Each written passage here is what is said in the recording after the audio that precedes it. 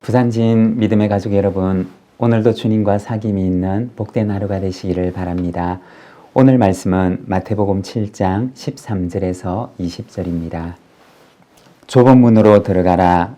멸망으로 인도하는 문은 크고 그 길이 넓어 그리로 들어가는 자가 많고 생명으로 인도하는 문은 좁고 길이 협착하여 찾는 자가 적음이라.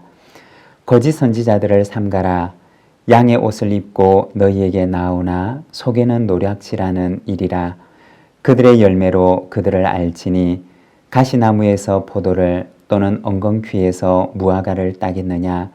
이와 같이 좋은 나무마다 아름다운 열매를 맺고 못된 나무가 나쁜 열매를 맺나니 좋은 나무가 나쁜 열매를 맺을 수 없고 못된 나무가 아름다운 열매를 맺을 수 없느니라.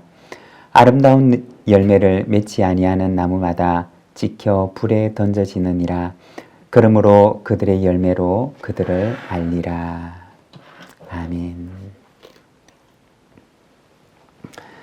오늘 우리가 함께 읽은 말씀에서는 좁은 문으로 들어갈 것과 거짓 선지자들을 삼갈 것에 대해서 말씀을 하십니다. 13절과 14절의 말씀입니다. 좁은 문으로 들어가라. 멸망으로 인도하는 문은 크고 그 길이 넓어 그리로 들어가는 자가 많고 생명으로 인도하는 문은 좁고 길이 협착하여 찾는 자가 적음이라. 여기에 보면 좁은 문과 넓은 문에 대해서 말씀을 합니다. 좁은 문으로 들어가게 되면 길이 협착하고 찾는 사람도 적지만 넓은 문으로 들어가게 되면 길도 넓고 그리로 들어가는 이들도 많다고 이야기를 합니다. 그러나 주님께서는 너희는 좁은 문으로 들어가라고 말씀을 하십니다. 민주주의는 다수결에 따라서 어떠한 의사결정을 합니다. 그리고 때로는 많은 사람들이 가는 길이 옳은 길이라고 생각을 하기도 합니다. 그리고 그 대열에 나도 편성해서 가고자 하는 경우들이 종종 있습니다. 하지만 과연 그것이 옳은 길일까요? 지난 주일에 스프링복이라고 하는 산양에 대해서 잠깐 말씀을 나누었던 적이 있습니다. 이 스프링복이라고 하는 산양은 아프리카 남부 지방에 사는 양인데 굉장히 식욕이 좋아서 몇 마리가 모여있지 않을 때는 아무런 상관이 없지만 그러나 이것이 큰 무리를 이루고 모여있을 때는 앞에 가고 있는 무리가 풀을 뜯어먹게 되면 뒤에 따라가는 무리들에게는 먹을 것이 남지 않는다고 합니다. 그래서 서로 앞에서 풀을 뜯어먹으려고 하는데 그러다가 어느 순간에 몇 마리가 앞을 향해서 뛰기 시작하면 서로 앞에 서기 위해서 다른 양들도 같이 뛰기 시작하는데 나중에는 왜 뛰는지도 모른 채 서로 앞서가려고 뛰어가다가 벼랑 아래로 떨어져서 떼죽음을 당하는 일들이 있다고 합니다. 모두가 뛴다고 같이 경쟁의 대열에 합류해서 모두가 죽음을 맞이하게 되는 일이 일어나게 되는 것입니다. 여러분, 때로는 세상이 걸어가는 길과 우리가 걸어가는 길이 다를 수 있습니다. 세상이 말하는 길과 성경이 말하는 길이 다를 수가 있습니다. 하지만 세상 사람들이 모두가 그렇게 살아간다고 해서 그것이 꼭 옳은 길이 아닐 수 있다는 것입니다. 오히려 주님께서는 제자들에게 너희는 좁은 길로 가라고 말씀을 하십니다. 그리스도인이 걸어가는 길은 세상 사람들이 찾지 않는 좁은 길임을 말씀하십니다. 사랑하는 여러분, 모두가 가는 길이 아니라 주님께서 인도하시는 길로 가는 저와 여러분의 삶이 되시기를 바랍니다. 15절과 16절의 말씀입니다. 거짓 선지자들을 삼가라. 양의 옷을 입고 너희에게 나아오나 속에는 노력질하는 일이라.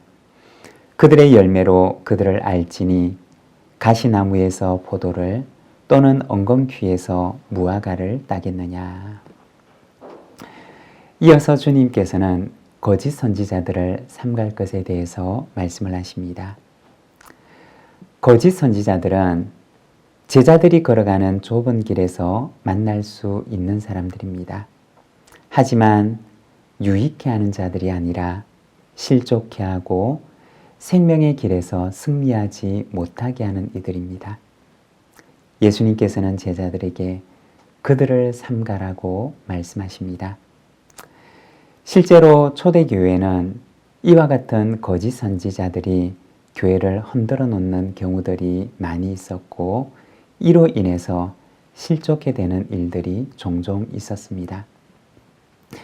사도 요한이 사역을 했던 사역의 현장에서도 이와 같은 일들이 일어났는데 이러한 교회의 혼란으로 인해서 교회의 혼란을 수습하고 성도들을 다시 굳건하게 권면하기 위해서 보낸 편지가 바로 요한 서신이었던 것입니다. 16절의 말씀을 보게 되면 그들의 열매를 보고 그들을 알 것이라고 말씀을 하십니다.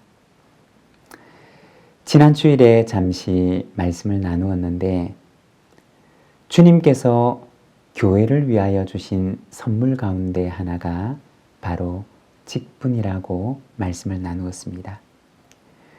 왜 교회에 직분자를 세우셨느냐?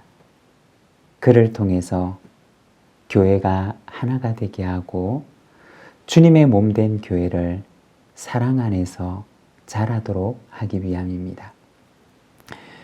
교회 안에 건강한 직분자들이 서게 되면 교회는 더욱 하나가 되고 더욱 충만한 사랑의 공동체가 됩니다.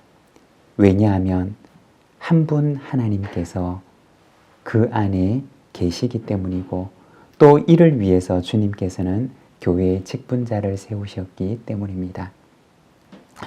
그런데 간혹 보면 반대의 일들이 일어나는 경우들을 종종 보게 됩니다. 예전에 사역했던 사역지에서 보면 사역자들 가운데서도 개인적인 능력은 탁월한데 그 탁월한 능력이 교회를 하나 되게 하고 공동체를 세우는 것이 아니라 반대의 결과를 가져오는 경우들을 보았던 적이 있습니다. 한 번은 교회가 굉장히 어려움을 당해서 수년 동안 교회가 분쟁에 휘말리고 교회가 분열을 겪게 되었던 것을 보았던 적이 있습니다. 오늘 말씀에 보면 주님께서 제자들에게 거짓 선지자들을 삼갈 것을 말씀하시면서 그들의 열매로 그들을 알 것이라고 말씀을 하십니다. 사랑하는 여러분, 오늘 우리는 어떤 열매를 맺으며 살아가고 있습니까? 열매가 그 나무를 말해주듯이 내가 걸어간 삶의 자취 뒤에는 어떠한 열매가 남아 있습니까? 오늘도 우리 뒤에 우리가 걸어온 이 발자국 뒤에 아름다운 열매들을 남기는 삶을 살아가는 저와 여러분의 삶이 되시기를 바랍니다. 기도하겠습니다. 하나님 아버지 은혜를 감사합니다.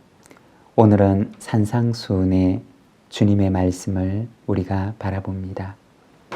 주님, 참으로 주님 앞에서 좁은 문으로 들어가는 삶을 살 것을 말씀하시며 또한 열매로 그들을 알지라고 말씀하시는 주님의 음성을 우리가 듣사오니 사랑하는 하나님 아버지, 세상 모든 사람들이 걸어가는 그 길을 나도 걸어가려 하기보다는 주님의 뒤를 따라 오히려 좁은 문이라도 그 길을 따라 걸어가는 자가 되도록 인도하여 주시기를 원합니다.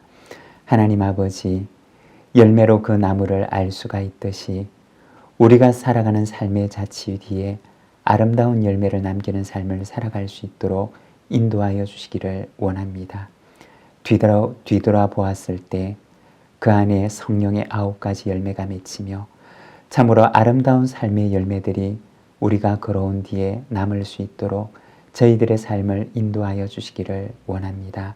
주님, 이 하루를 주께 의탁하오니 오늘도 주님과 함께 동행하고 주님과 이웃과 거룩한 샬롬의 사귐이 있는 하루가 되도록 인도하여 주옵소서. 예수님의 이름으로 기도드립니다. 아멘.